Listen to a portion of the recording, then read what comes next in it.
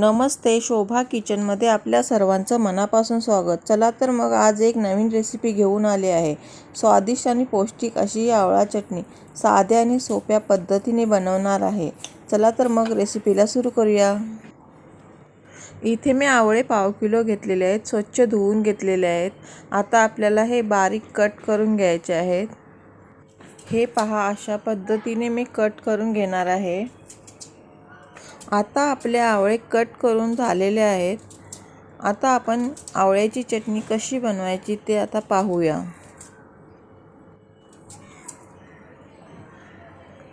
हे पहा, अशा पद्धतीने मी बारीक कट करून घेतलेले आहेत.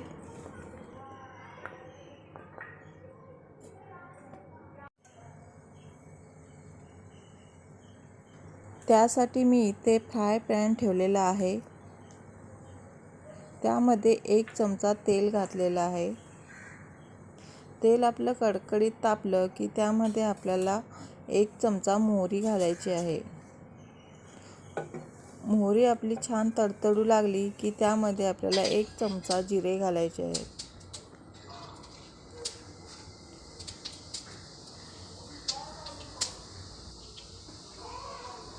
आता आपले जिरे देखील तडतडू लागले आहे. त्यानंतर मी अर्धा चमच हिंग घातलेला आहे.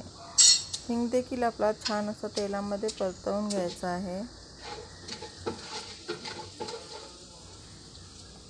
आता मी यामध्ये कढीपत्त्याची पाने 8 ते 10 घालणार आहे.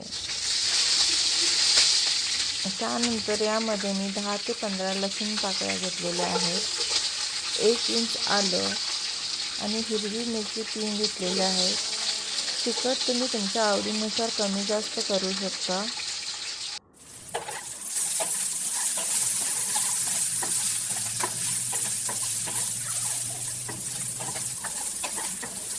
स्लो गॅसवर आपल्याला परतवून घ्यायचं आहे.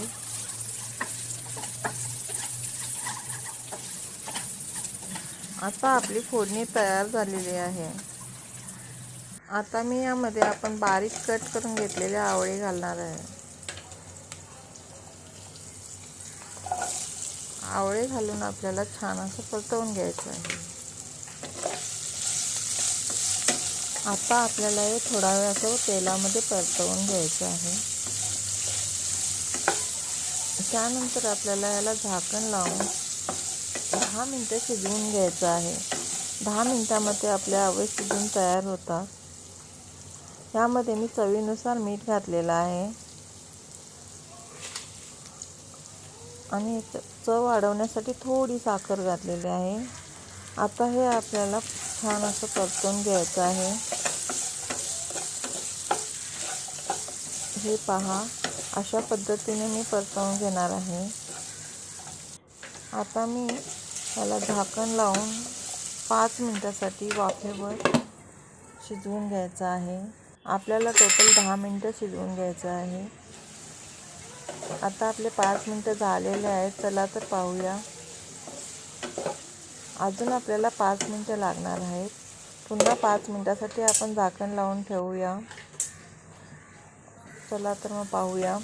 हे पहा, आपले आवळे शिजलेले आहे.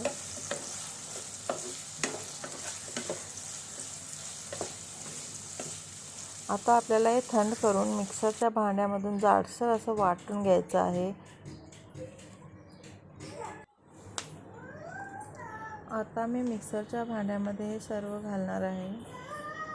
इथे मी भरपूर अशी कोथिंबीर घेतलेली आहे. कोथिंबीर जितकी आपण जास्त घालू तितकी ह्या आवळ्या चटणीची टेस्ट देखील वाढेल.